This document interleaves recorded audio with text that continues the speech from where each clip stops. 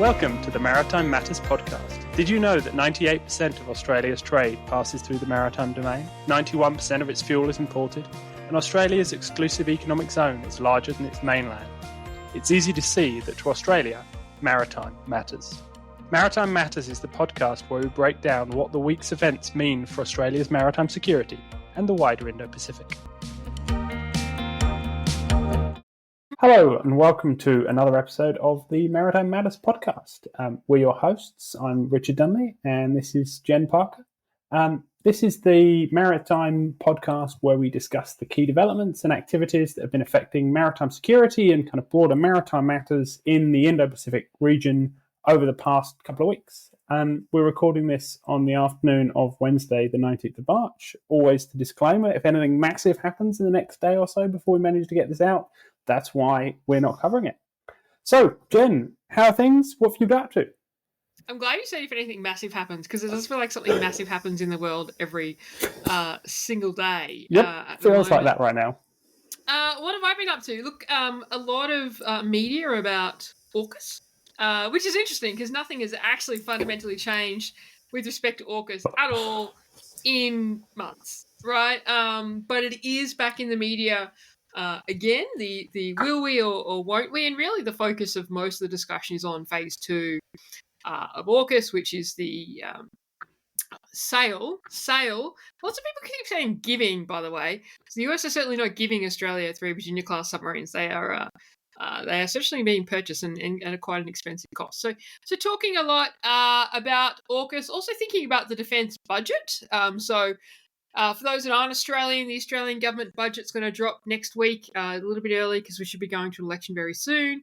And obviously defence is a key discussion point, thanks very much to the Chinese Naval Task Group that decided to circumnavigate Australia. So we do owe them a favour.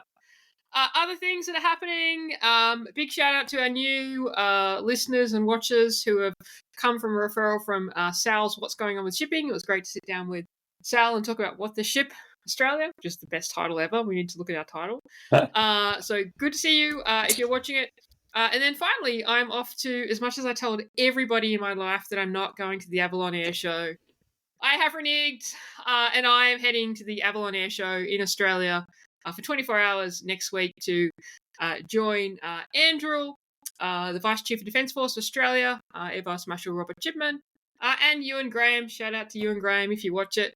To talk about future megatrends in defence and security. So that is me. Richard, you've actually been doing productive things, though. You've been writing, so let's talk about you. I wouldn't necessarily say productive, but I occasionally actually manage to put fingers to keyboard and put some ideas down. And I had a piece that came out this morning in LOTE's The Interpreter, and it's something that I've been meaning to write for quite a while, and it tries to explore a little bit of, as a concept, again, for those who perhaps are not quite as familiar with the Australian context, a lot of people in Australia, and particularly in kind of defence and national security circles, talk about Australia operating in the archipelago, which is this nice sort of fuzzy term that we use to describe the area in which we think the ADF, the Australian Defence Force, is going to operate. And so in this, I try and unpack basically where is the archipelago. It is kind of what you would imagine it to be. The large swathe of sort of islands that are sometimes referred to as the kind of the land bridge that links Australia to continental Asia.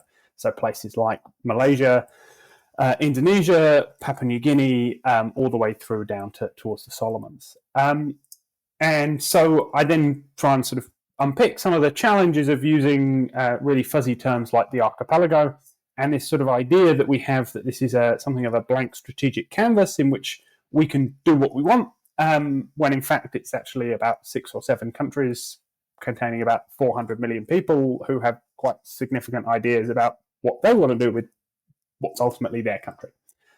So I think there's some interesting stuff there. It's not particularly novel. These ideas have been around for a while, but they don't get a lot of airtime, and I thought it'd be useful to kind of give them a prod once again. So if you're interested, take a look. It's on the LOTE website. And we'll make sure we put a link in the show notes. And I think it's a really timely and important piece, actually, because I think I fall into the trap too of saying, littoral manoeuvre in the islands of the north, and the islands of the north of us are sovereign countries. So this is who aren't necessarily in agreement with some of our positions on things. So I think it's a really important reminder when we're doing some of our strategic thinking. Absolutely, and it also feeds through into other elements like the DSU, so the Defence Strategic Update of a few years ago now, talks about the idea of shape, deter, and respond. Shape being kind of perhaps the softer element of defence, of being able to engage with regional partners, support them, get into a position where perhaps you can operate and they trust you enough to be able to operate in this kind of way. So it's not only about the kind of we have to change our defence settings, it's also about how we're viewing the region more broadly, which I think is interesting. It was something that was picked up again quite big way in the DSR, but the Defence Strategic Review, but hasn't really necessarily got a huge amount of traction, I would suggest, in political circles. Anyway, that's enough talking about that. We want to talk about what's been happening in the region. Yeah. So there's very been happening. I mean, our last episode, we kind of just focused on what was happening with respect to Australia because that was a lot. But good to get media attention on maritime issues. But more broadly, look, we're back to the Red Sea. And Richard, you and I agree very much on the Red Sea. I'm joking. But look, of course, and we won't get into the details of this, but the ceasefire between Israel and Gaza has broken. There was discussion about that before it happened over the weekend. Now, how that affects the maritime domain is that, the Houthis in January ceased their attacks on ships. So they had been attacking shipping, we say in the Red Sea, but really it's the Red Sea, the Bab el-Mandeb, the Gulf of Aden, and a little bit in the Indian Ocean since November 2023. The Houthis did signal last week that if the ceasefire ceased, they would start attacking Israeli ships again. Now, let's just acknowledge that they weren't actually just attacking Israeli ships. They seem to be attacking any ship that was a target of opportunity. And there's not a lot of ships that have been now transiting through the Red Sea, the Bab el-Mandeb, since Houthis started attacking mid-November 23. That has garnered a very strong response from the US. So on the 15th of March, the US started attacking Houthi positions. So similar to what they had done on a number of occasions last year. There's some great footage online of Tomahawk missile firings, which is worth a look. And they have maintained this kind of persistent attacking of Houthi positions really for the last 5 days. I just looked on the CENTCOM Twitter website, and they had a post about 3 hours ago with more updates on this. So clearly there is a message there from the new US administration with respect to the Houthis and their threats of holding shipping at risk. So this is an interesting development. It's probably not a surprise, but it just reminds us again that how kind of at-risk key straits and strategic waterways can be in this kind of deteriorating global circumstances. Yep, absolutely. And I think it's interesting. I'm, as you kind of hinted at before, I take perhaps a somewhat different view to others on this. I am not convinced that these attacks have had much effect so far. They've been going on for the attacks and the initial US UK attacks, I think, were at the very beginning of 2024, and they've been sort of sporadically since then, with limited seeming impact as far as we can tell. I'm not convinced that the next round of attacks are going to achieve very much apart from creating greater political support for the Houthis in Yemen, which is clearly already happening from the protests that we've already seen. So I think this is, in many ways, a very nice case study in the limits, in certain regards, of sea power in terms of the projection of power onto land. It can do quite a lot, but you can only go so far. And I think that there are real questions now about the degree to which there's been talk for as long as I can remember about the US pivot and the focus on the Indo-Pacific and everything else.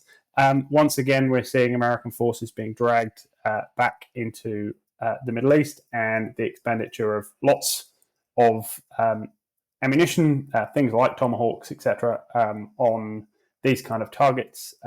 And this is at a time when there are efforts underway to build up stockpiles and everything else. So I think there are some pretty significant questions over the rationale and the thinking behind this. Although nobody thinks that the Houthis are doing the right thing here. I'm just not sure that firing a load more Tomahawks to follow the previous load of Tomahawks is going to achieve a huge amount. But hopefully I'll be proved wrong. So I don't disagree with you. For those that are our new listeners, when I mentioned the disagreement, the disagreement between Richard and I was over the last 12 months about whether Australia should have sent a ship to the Red Sea, which I contended we should have, and Richard vehemently disagreed. But the discussion Australia has well moved past that. Look, I definitely agree with you, but I do wonder whether the latest rounds of attacks are actually about achieving an operational goal, or they're actually about strategic communications to not just those in the Middle East, about the new US administration's resolve when it comes to military engagement. And I say that because one of the critiques, and I have not researched this and it's not worth delving into it too much, but one of the critiques of the first Trump administration was that there was a view that Trump was very reluctant to use military force. And so perhaps this is also sending a message much wider in terms of US resolve. And perhaps they're willing to expend some of those valuable Tomahawks. I wouldn't be so willing, given the strategic circumstances, to achieve that. But who knows? Yeah, I think that's true. The danger always comes from the fact that when you threaten to rain down death on the Houthis in the way that members of the US administration are, when they continue to be able to fire anti-ship missiles in 2 and 3 months' time, it rather undermines quite a lot of that strategic messaging. But yeah, I think there's definitely some significant showmanship going on here. Anyway, we can't talk about that forever. Moving on, what else has been happening in the region? So look, one of the challenges in certainly Southeast Asia, which really is at the kind of the fulcrum of the Indo-Pacific, is the maritime territorial disputes. And of course, we all know about China's 9-dash line, and we talk about that all the time. But China's 9-dash line has not been the only historical maritime territorial dispute since the concept of exclusive economic zones came in the Third UN Convention of the Law of the Sea in the 80s and 90s. So in 2022, we did actually see Indonesia and Vietnam agree some delimitation of their exclusive economic zones. There has been discussion over the last couple of years about whether it would actually be respected, whether it would be ratified, etc., etc., etc. And so we've seen Prabowo signal. Now, it's not the first time he's signaled this, but he has signaled to Vietnam that he intends to have it ratified in the next month. And intends to comply with it. So I guess it's a good example of how maritime territorial disputes in Southeast Asia can actually be resolved through discussion and engagement. Yeah, I think it's really interesting. It's part of a trend. For a long time, those who are focused on really focused on maritime sort of boundaries disputes and the politics behind UNCLOS have been talking about how one of the best ways in which you can try and potentially push back on some of the sort of massive overreach of Chinese claims is actually to get the ASEAN countries to agree on their own disputes, because there are lots of disputes between the different ASEAN countries in this region. So once they can sort out their own sort of internal bilateral disputes and trilateral disputes, then actually you can have a much clearer and sort of more unified position to push back on the huge overreach that is in sort of embodied in the Chinese 9-dash line. Now, whether or not this is part of an attempt to do that, or this is something else that's driving the Indonesian decision to finally sort of go through with this and ratify this, it's not entirely clear, but I think it unquestionably it is something that can help in that broader approach of ASEAN coming together and agreeing on a sort of much more unified position to then try and push back on the Chinese claims. So I think in that regard, it's sort of relevant to the bigger picture and is potentially quite useful.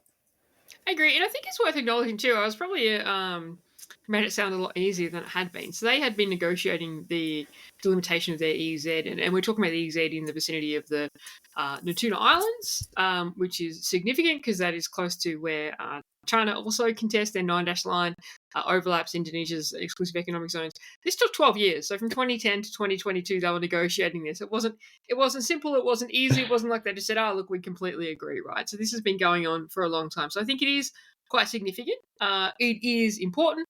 Does it change the dynamics in the region? Not fundamentally, but I think it does reinforce a message of how Prabowo sees his role and Indonesia's role in the region. I think under the previous president, Indonesia was a lot more internal looking. And certainly there's been a number of signals now since Prabowo's inauguration that they intend to be external looking, which is interesting for the regional dynamics. Absolutely. And I guess looking from a slightly different kind of, softer sort of maritime security type perspective, these kind of things actually can help in terms of policing and enforcement. Being clear as to where it is that the EEZ lines run means that you can then be much more, there's far less grey area in which people who are not necessarily state actors, but people who are moving outside of the rules, whether this is IU fishing, pollution, other things, can operate. So there's some wider positives as well, even beyond the kind of the narrative that we like to project onto everything, which is the sort of the grand strategic kind of narrative. Another thing that's sort of Southeast Asian focused, which I thought is interesting, and I'm not entirely sure quite how to read this one, is the Ream opening of the Ream naval base. So this is a naval base in Cambodia. It has garnered quite a lot of attention over the past 4 or 5 years, largely because much of the work was done by the Chinese. And this has been presented that the narrative that has been around this is that this is the development of a Chinese base in Cambodia. And for those who perhaps don't follow the politics quite as much, Cambodia is very much seen as probably China's closest ally or like-minded country within the region, certainly in sort of Southeast Asia and within ASEAN. And this is seen very much as part of China's push towards wider naval bases in the region and sort of the development of the Blue Water Navy, and particularly then linking into the push of the PLAN into sort of into the Indian Ocean, and the kind of more persistent presence in these kind of areas. So that's been the narrative very much around this, and has been until relatively recently. And indeed, as recently as September, the Cambodian Defense Ministry was saying that China is going to give Cambodia 2 small kind of corvette-style warships, which will be part of this. But the expectation very much amongst kind of Western analysts was that this base would be primarily used by the PLAN. Now, we've recently heard that the naval base is going to be opened by the Cambodian Prime Minister in a couple of weeks, and that this is sort of all of the facilities there, including new piers, dry docks, etc. And the first vessels to visit are going to be coming from Japan, the Japanese Maritime Self-Defense Force. So this is something that I think certainly comes as a little bit of a surprise to me in terms of both and we've seen hints, indications of this before, that the transfer of the base from potentially it being controlled or broadly controlled by the Chinese to the Cambodians, but then the much more open attitude towards it. And indeed, the Defence Ministry spokesman have said that warships from friendly countries are allowed to dock at the new pier as long as they comply with conditions. We don't know what the conditions are. But if you're seeing JMSDF vessels there, it's perhaps a rather different kind of image than the one which we'd expected. What's your read on this? So I was actually quite surprised. I think there is a lot of evidence pushed out by a number of people, including think tanks like CSIS, with satellite imagery showing what has been not a permanent but a very lengthy presence of Chinese naval vessels at Ream Naval Base. Certainly much more beyond port visit or maintenance periods. So certainly they have some sort of footprint there, it would look like. this was interesting in terms of the approval of the Japanese naval ships to visit. Certainly, I think it's a bit of strategic communications in terms of this is not a Chinese naval base. It's a Cambodian naval base. Obviously, Cambodian Navy has limited capability. There was some reporting that other countries, I think potentially including Japan, but I have to check my facts on it, had actually requested to visit there a number of times, and it had been denied. Yep. Whilst there were these Chinese corvettes sitting alongside. So it's interesting. I'm still not convinced that there's not some sort of Chinese agreement regarding access to a footprint in Ream Naval Base. I think certainly it's hard otherwise to explain what has been not a permanent presence, but a lengthy presence of Chinese naval ships alongside Ream Naval Base. But I think it's interesting. It's good news that the Japanese naval ships are going to be visiting. Yeah, and I think it will be something to follow up. And you never know, we might even see an Australian naval vessel visiting at some stage in the future. I might be pushing it. So I actually went to Cambodia on an Australian naval ship on HMAS Darwin in, I don't know, but I'll be showing my age. Anyway, a very long time ago. I have photos of it. Obviously not to Ream Naval Base, but look, Australian ships do go to Cambodia, so potentially, who knows? Moving on, and we have not got. We're going to try and keep on time this time. We invariably run over, so we're going to be hard on ourselves, and we're going to move on and we'll talk about capability. And you've been spending the week talking about AUKUS. So you might as well kick off by talking about Collins LOTE and explaining to our listeners what the wonders of the LOTE. Right. Look, I will give a quick summary, but effectively, Australia operates 6 submarines. They're diesel submarines. They're called the Collins class. They're based on an enlarged Swedish design. We've had them since the 90s, effectively. The challenge with them is that with the delay in decision making about replacing them, so we had a 2009 white paper that said they needed to be replaced.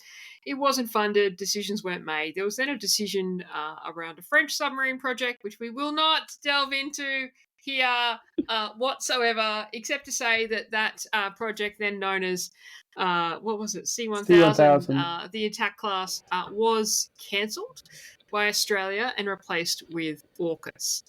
Now, the challenge with that is that, well, actually not the challenge with that. So actually the last reporting was that the first attack class was meant to come to Australia in 2034. So whether it was under the attack class or under the AUKUS program, the issue was that the Collins class submarines were going to need to be extended. So the first one to be extended was meant to be HMAS Farnham, which is what's in the news this week. So Farnham's about 27 years old-ish. If you served in Farnham and I got that wrong, I'm sorry, it's orders of magnitude, right? It's about 27 years old. I've never served in an Australian submarine. Anyway, so the plan was to undertake a life of type extension. This was meant to take about 2 years per boat, which actually involves cutting into the hull to replace a number of things, including the diesels, etc., etc. Last year, there was a classified report that somehow made it into the media from a former Deputy Secretary of the US Department of Defense that said, look, this really isn't on track. It doesn't look like Australia is going to be able to achieve this life of type. I'm dramatically paraphrasing what that report said. Please don't quote me necessarily on that. So it's been this debate about how viable is the life of type extension for all 6 of the Collins, which would have commenced in 2026 and gone over a 12-year period to 2038. Now, bearing in mind that Australia is meant to get its first Virginia class in 2032, and I would expect by 2038 have all 3. I don't think anybody has seriously thought that it would be viable for all 6 to go through that. We do know from Senate estimates last year in Australia that the boats, because of their age, because of how they've been operated, etc., have corrosion issues and maintenance issues. And there was a report late last year, it came out, I think it was in Senate estimates actually, that out of the 6, 1 was operational. Now, I think we made a bit much of that in Australia because out of 6 boats, you would never expect to have 6 operational, right? You'd probably expect to have 2 with the ability to surge to 3 and maybe 4, right? So we had 1 operational. What's come out in the last week through the Australian and some work by Ben Packham is that it looks like the design for HMAS Farnham to commence the first life of type extension in 2026 is not mature enough, and it will probably need to be scaled back. So Richard Marles, Australia's Deputy Prime Minister and Defence Minister, has come out and conceded that the government is considering scaling back the life extending upgrades, this life of type extension, of the Navy's Collins-class submarines. And to be honest, I think that's entirely prudent. And I think that we've discussed this before in terms of what is the purpose of the life of type extension right now. There is limited availability of the submarines. It is taking them out for 2 years. And I guess when I think about our Australian Collins-class submarines, which, have done a great job serving Australia, I think the priority right now is to keep them at sea, to keep Australian submariners at sea and keep that pipeline going as we ramp up the pipeline of Australian submariners in US Virginia-class boats and a smaller pipeline in UK Astute-class boats. So I think when you weigh up the cost of putting it through, all of them through this life of type extension, cutting the hull, etc., I think everybody acknowledges we probably weren't actually going to go down that path. So that's kind of my take on it. Now, of course, this then raises questions about capability gaps. What does it mean if Australia's Collins-class submarines don't last until the late 30s, which I don't think anyone actually believed they were going to do? I'm not so animated about this as many people are. Don't get me wrong. I don't think Australia should be in this position. I think that we should have sorted out the replacement a long time ago, and you can put Australia's ships and Anzac-class frigates in the same boat of that conversation. Look, I guess for me, in some ways, it's looking at, what are the operations that you want to do? What are the effects that you need to achieve for these columns, and how do you mitigate it with other things? From the training perspective, we are mitigating that by increasingly putting US submariners in Virginia-class, although not commanding, which is a different skill set, which is why we do need to keep our pipeline of Collins-class going. From a position of terms of having submarines in the region, that is mitigated somewhat by Submarine Rotation Force West under AUKUS Pillar 1, Phase 1, albeit not Australian submarines. And there are other capabilities that you can use to mitigate some of this capability gap. So I'm not trying to diminish it. It shouldn't have happened. But I think we need to be realistic about where we are as well. What's your take? Yeah, I'm a little bit less sanguine, I think it's fair to say. I think there are some real risks. I think to picking up where you left there, I agree with you that there are ways in which you can mitigate some of the capability issues. I think that you're still, however, going to need to dramatically expand the number of submariners you've got, and we can't do that solely through putting them all on American boats. It's amazing, actually, how many submariners you need, particularly because most of them aren't actually on submarines at any one time. They're doing other things in the ADF. So that there's that kind of pipeline issue. But my kind of bigger concern with this is the indication, and it's something that I've been kind of flagging for a while, which is that the moment we're trying to do a huge amount in terms of, if you look at what ASC, for example, so ASC is the kind of government-owned shipbuilder down in Adelaide in South Australia, they would be doing this sort of very significant life of type extension. So they're going to be running this. They're also working up and running, preparing to build the new SSN AUKUS. They're also working on Hunter-class frigates. They are competing for workforce with the new shipyards in Henderson and elsewhere.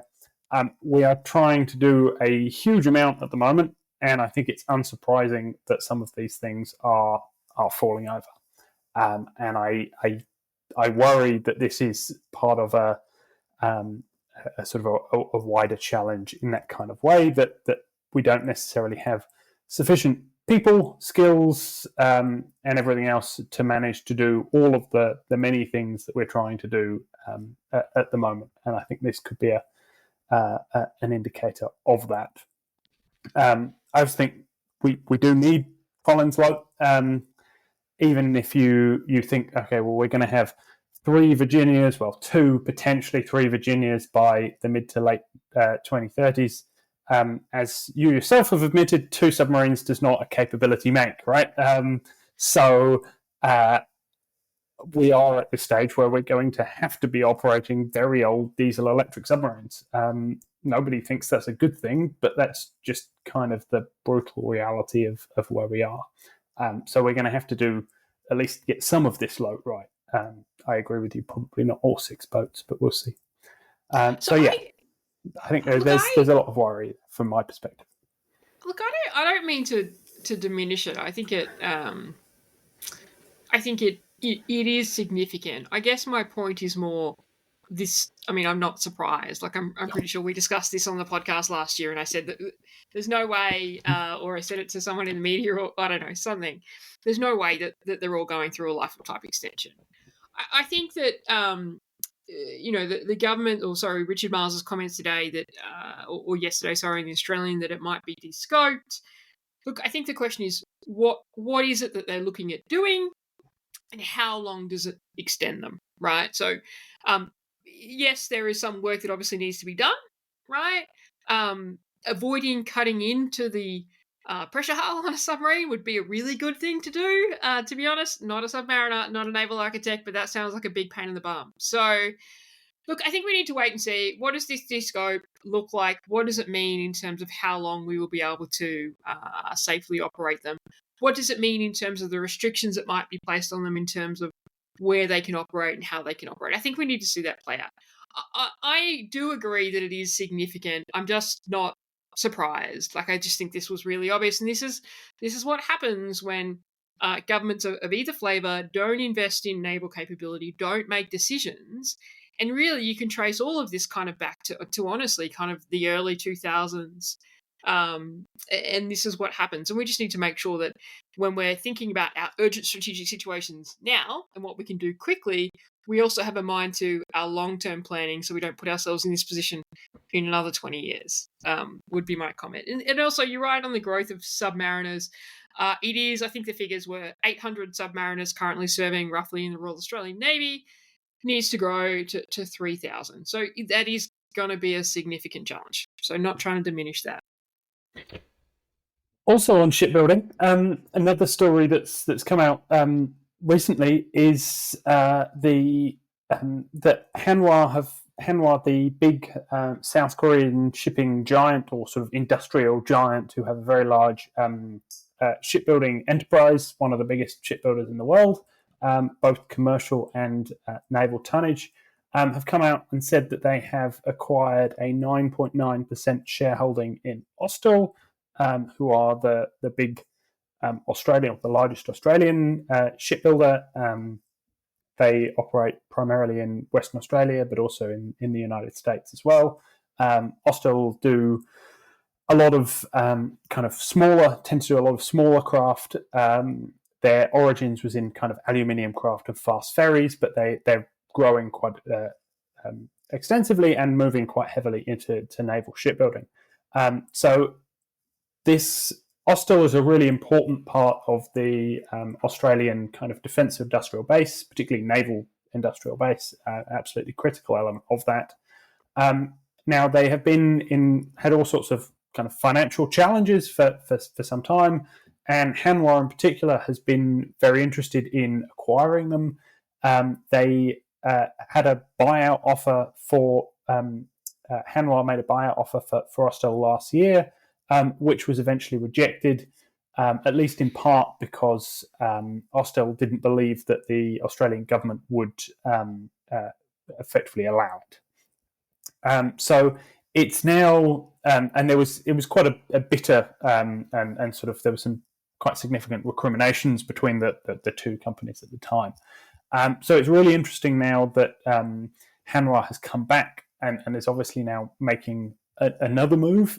They've also applied to the Australian Foreign Investment Review Board to increase that shareholding from just under 10% to just under 20%. And so obviously we'll have to see how that one plays out. There's a lot going on here that I must say I'm trying to work out what all of this means. What what Hanwha is trying to do, given the challenges and the kind of the failure last time around. But also, a lot of the discussion previously was focused around the C3000, the new Australian project to acquire general purpose frigates, and the South Korean designs. There was a South Korean design as one of the initial shortlist of 4, and so Hanwha were very much considered to be in the running. Indeed, a lot of people considered them to be one of the kind of the front runners potentially to build these new frigates for Australia. And so they were seen as this kind of synergy that if Hanwha, very successful shipbuilder, bought Austal, they got the contract for these frigates, you could see quite a lot of connections coming through. To a lot of people's surprise, the South Korean option was cut at the down select to 2 designs. Now, at the moment, Australia is currently looking at either a Japanese design or a German design. So quite how that then fits in potentially to these designs being built by Austal in Western Australia, if Austal is owned or with a large shareholding from a South Korean firm who is actually a competitor of the companies that own these designs. So it potentially Mitsubishi or otherwise. So there's a lot of kind of questions here that I really I've been trying to think about it since the story broke, and I still can't really come to any clear picture as to quite what's going on. But it certainly there's a lot to unpick. What were your thoughts on this one? Yeah, certainly. I agree. There's a lot to unpick. I was surprised by it. I thought this was kind of done and dusted last year a little bit. Look, it does still obviously need to get the Foreign Investment Review Board, as you mentioned.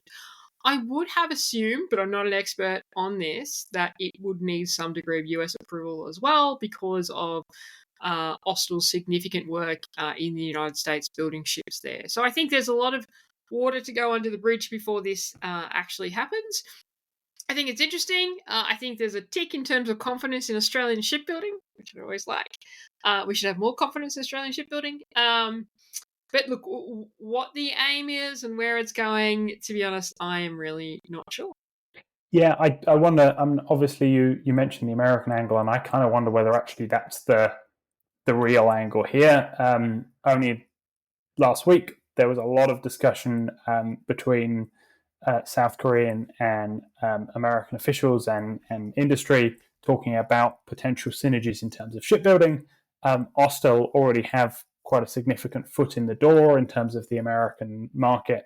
And I wonder whether actually, in many ways, Austal for Hanwha is more attractive looking at American option than Australian. But I don't know. That's pure speculation. But there's certainly a lot going on here, even beyond the Australian context.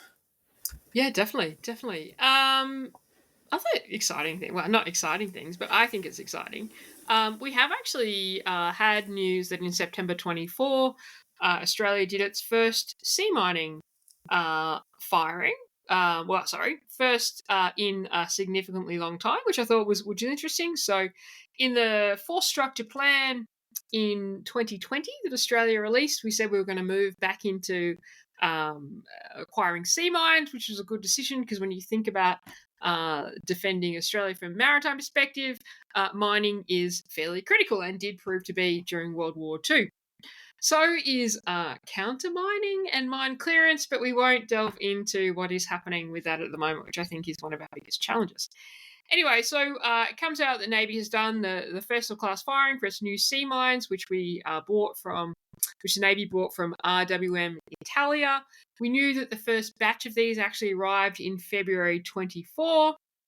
And laying of them was incorporated into an exercise last year. I think it might have been exercise Dugong or something like that. So, look, I think there's no details in the reporting about how, why, what happened, etc., but I think this is just a good news story. I think that Australia is moving along with its mining capability.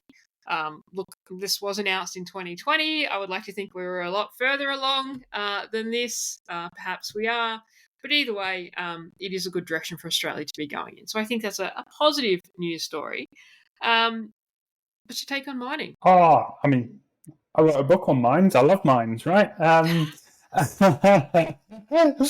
One of a select group of about 3 people around the world. You can just see by my face I haven't read that book, but I will put it. I will put it on the list of books to read, and I'll get your autograph. So yeah, I think it's a good news story. I find the general kind of Western Navy ignorance slash intentional disregard of mine warfare one of the most bizarre aspects of kind of modern sea power navies, etc. So I think it's a good news story. I would love to see exploration of further mining and mine warfare options. I think there are still a lot of questions about how we intend to deploy these, from what assets we intend to deploy these. They are ground mines, so they're relatively limited in terms of their scope in which they can be deployed. But it's an important capability, and as you say, one that is particularly important to somewhere like Australia. You've only got to look to the archipelago, which we were talking about earlier, to the north to see why mine warfare might be something that we would want to be interested in. So yeah, good news story. And to be honest with you, it's something, even where there is stuff going on, actually trying to find out what is going on and get any kind of information is really, really hard. Both in terms of the fact that it's not exciting and sexy, so nobody ever you don't get any exclusive leaked stories about mines. But also, navies tend not to talk huge amounts about it. So I think this came out through a Freedom of Information request. So it doesn't surprise me that we're only finding out now that this happened in September 2024. So yeah, good news story. So, Richard, I guess one final capability thing to talk about, which is interesting that it's actually in the news, is the upgrade to the Naval Communications Facility. I think it's about 7 kilometres or so from 6 kilometres, from Exmouth in Western Australia. So, for those that aren't Australian, that's northwest Australia. You don't hear a lot of communication about the Harold E. Holt Communications Station. Tell us about it, Richard. What's happening? So you don't hear very much, and the Harold Holt Naval Communication Station is one of my favourite things on many levels. Not least because they named it after Harold Holt, despite the fact that there were numerous stories about the fact that he was abducted by a submarine. We might have to explain that after this, by the way, who Harold E. Holt was. But yes. This is it's a naval communication station. It was originally run by the Americans, despite being based in Australia. It has been taken over since the early 1990s by the Australian Department of Defence, but is still kind of a joint facility. It is used for it's basically an ultra-low frequency transmitter and communications device. It is used for communicating with submerged submarines. It is part of a wider US global network that allows them to communicate with their submarines. It was developed in the 1960s to facilitate primarily communication with ballistic missile submarines as part of the wider development of a strategic deterrent. And so this is why its location, partly being a long way from anywhere, but also in that part of the world, is so important for the United States. It is a weird-looking kind of facility. It's basically lots of masts with some cables attached. Don't ask me how it works. I have absolutely no idea. But by all accounts, it's basically early to mid Cold War technology, and so we recently heard that actually there's a significant upgrade going on to it, and that this is something that's underway and is going to see a sort of revamp and redevelopment of quite a lot of the technology involved. It's primarily interesting, as you suggest, from the fact that despite it being a communication station, it is something about which we hear very little communication. Indeed, it's generally kind of ignored. I guess it fits to a degree in the kind of the narrative around places like Pine Gap, which is again a joint Australian-American facility, but it doesn't get anything like the kind of attention that Pine Gap gets. Well, it doesn't now, but it did. So actually, looking back through the history, it was actually quite controversial because you mentioned it was a US base. It was handed over to the Australian Navy in the 90s. And actually now it's actually run by contractors. It's run by Raytheon, I think. It's actually not run by the military. It's run by a contract.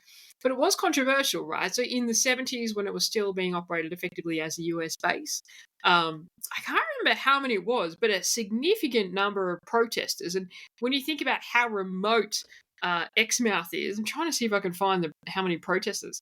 No, can't find how many, but significant hundreds of protesters actually went out there, I think in 1974, to protest about US bases on Australian soil, right? And it says 55 people were arrested during the protest. It was really dramatic at the time. And I think it's an important point, not just because we don't often talk about the Northwest Cape Communications Facility, but also because of the sensitivities in Australia about US basing.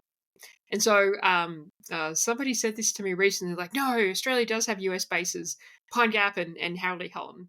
And actually, they're not US bases. They were. They are not now US bases. And it's very sensitive in Australia to think about the concept of foreign bases. And I don't think that that's something that the Australian public would accept. And that's why we talk about Submarine Rotation Force West. That's why we talk about marine rotations, which, again, the amount of US capability and personnel in Australia has rapidly increased since Julia Gillard signed off on who was our former Prime Minister, only ever female Prime Minister, signed off on the Force Posture Initiatives in 2012. Like, they have rapidly increased, but we do not have US basing in Australia, and it is something that there would not be social license for. So I think that's interesting. We should also just quickly say who Harold E. Holt was, by the way, for our listeners. So Harold E. Holt was actually the Prime Minister of Australia. He became the Prime Minister in about 1966. On the 17th of December 1967, he went swimming in Portsea, Victoria, and disappeared. So body was never found. So, pretty significant thing when your Prime Minister just disappears. And Richard, as you mentioned, there were lots of rumours and theories that he was picked up or kidnapped or whatever by a Russian submarine, none of which seem absolutely logical in any way, but it is named after the former Australian Prime Minister who went missing. It is wonderful Australian humour that the two things that I know of named after Harold Holt, one is a submarine communications facility and the other is a swimming pool, despite the fact that he disappeared whilst swimming with rumours of being taken by a submarine. So I think that's a wonderful introduction to those new to the podcast on Australian humour. It is. Well, we better wrap it up. So thanks, Richard. It's been great. I recommend for people to check out Richard's article in Lowe's Interpreter. We'll put a link in the show notes talking about the archipelago. And as always, it sounds corny, but maritime matters. Absolutely. Good to chat. Speak soon.